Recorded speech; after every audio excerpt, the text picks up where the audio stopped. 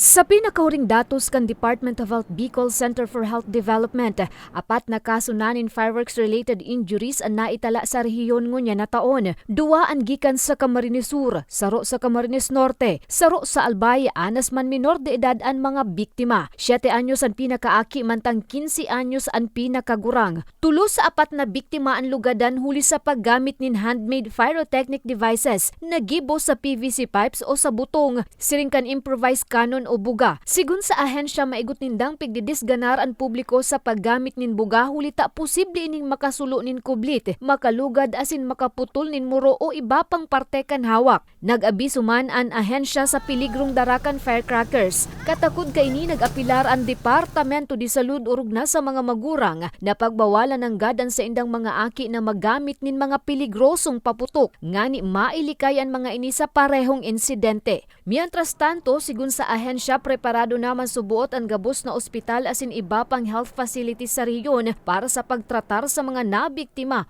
o mabibiktima nin paputok. Pigiin kami narman kan DOH ang iba pang lokal na gobyerno asin iba pang ahensyas na mag-implementar o padagos na magibo nin mga lakdang kontra sa mga aktibidad na may darang peligro sa salud nin tawo sa pagsabat kan bagong taon. Imbes ang paggamit nin paputok, sigun sa DOH magamit na sana nin ibang alternatibo, siring kan paggamit nin mga bagay na nagkakausa man nin ribok arog kan musical instruments.